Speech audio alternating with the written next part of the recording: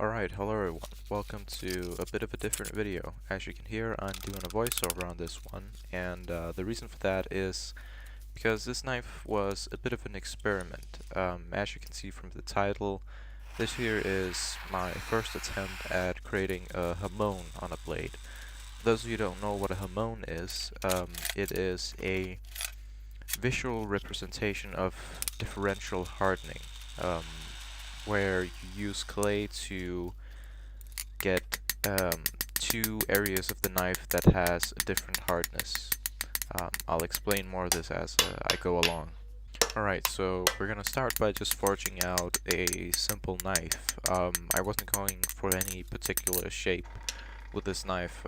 I was really just letting my imagination take the reins and then just let the knife sort of form itself, I guess. But I ended up being pretty happy with the shape of it. I was experimenting a bit, as you can see here. I went with a bit of a recurve, and then I kind of decided that I didn't want that. So yeah, it ended up being a pretty basic shape, but I'm pretty happy with it.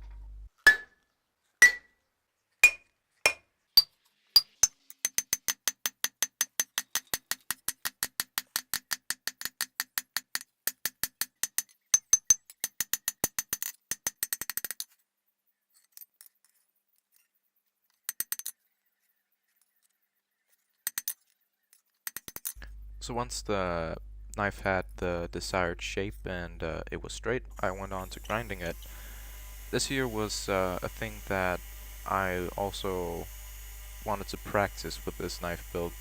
As some of you may know, I'm doing a collaboration with Dyson Everyfilm Custom Knives, and it's 6 months ago since I last made a full tang knife, and so I thought I was gonna be pretty bad at grinding bevels and just generally making a full tang knife, but I don't know, my skills weren't as rusty as I thought they were, but it was still nice to get a bit of practice before I took on the knife that um, Dyson Everyfilm is gonna send me. So it was just more of a practice knife. So yeah. So now it's time to harden the knife, and for the clay to make the hamon, I'm using furnace cement, which is what a lot of people use. It's very heat tolerant because it's furnace cement. It's supposed to be heat tolerant. So I took some, put it in a cup, mixed it up with water for some reason. I think I read somewhere that some people mix it up with water to make it easier to apply or something. I don't actually really know why I did it. I left it to dry for a day, and then the next day I took it out, heated it up once, did one normalizing cycle. So while the knife was cooling down, I heated up the oil, which helps with the quench. This small piece of steel wasn't enough to heat the oil up enough, so I did that twice. Then I went in, heated up the knife, and I quenched it.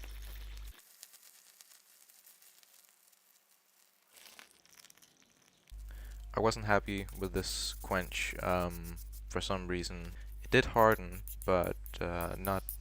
I don't know. I just felt like something was wrong. So I tried it a second time. I ground the knife clean from all the oxides to make sure the clay would stick to it. This time I used a thicker solution of the furnace cement, and I heated up the oil a lot more, and then went in for the second quench.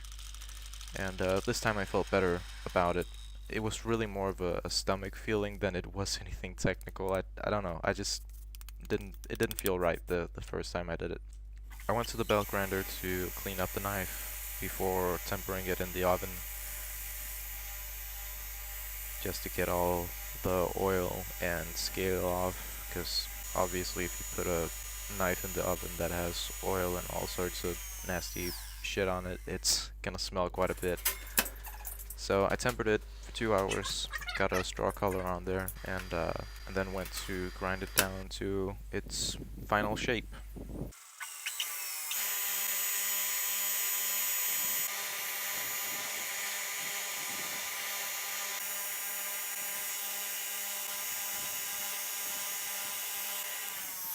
Once I was done with grinding the knife to its final shape, I went to hand sanding, everybody's favorite part of knife making.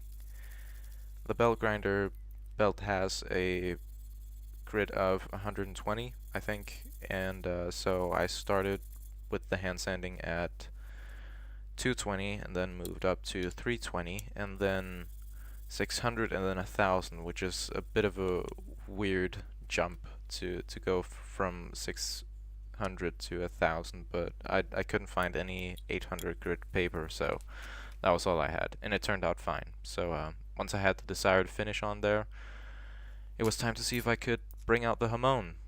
The first acid that I tried using to etch the knife was lemon juice. This didn't turn out very well.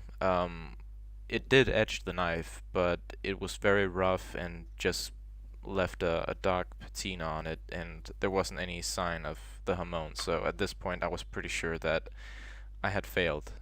So I tried some apple cider vinegar, and this little thing appeared. You can't see it very well in the sunlight, so I took some pictures of it. There it is, my first Hamon. It's probably the worst Hamon I've ever seen in my life, but it's there. So I guess some success. It's yeah, it really sucks, but it's now I know that I can do it. So from here on, it's just practice. I now had achieved what I wanted with this knife. I had practiced the things that I felt like I needed to practice and done the things that I needed to experiment with. So I went on to making just a quick handle. I don't know what wood this is. If somebody knows this type of wood, please leave a comment because I really like it. It's kind of similar to Yotoba. It works the same way, has the same grain and everything. So I just cut out 2 slabs, drilled some pinholes for it, and for the pins I decided to use brass, which kind of matches up pretty well with the golden brown wood. I didn't want it to look too fancy, I really just wanted a simple knife. So I degreased everything before gluing it up. I used 5-minute epoxy because this here wasn't a very hard thing to glue. There are not a lot of parts, so I felt pretty confident that I could get it done with 5-minute epoxy.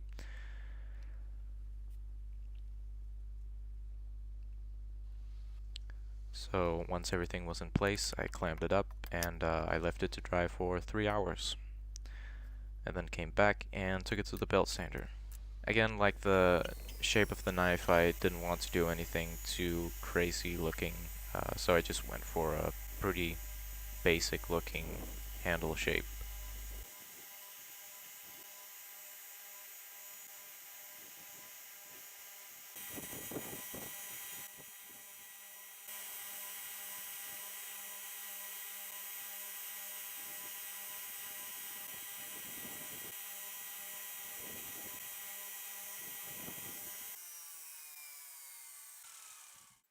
So now that the rough grinding was done, I went to hand sanding.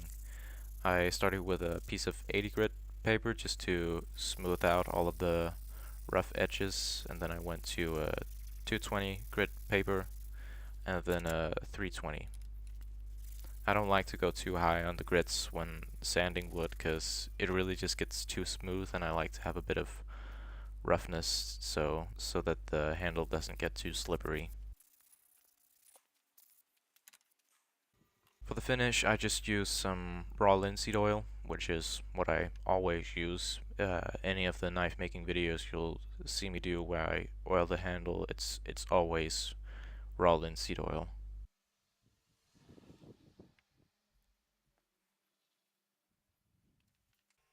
So now there was only one thing left to do, which was put an edge on it.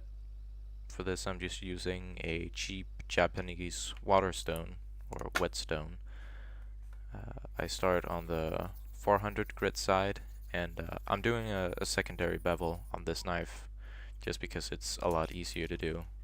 So once I could feel the burr on the knife, I switched it to the 1000 grit side and then finished it up.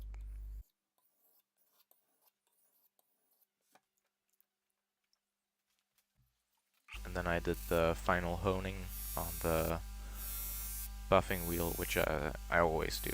It's kind of a lazy way to do it, but it works fairly well. And of course the paper test.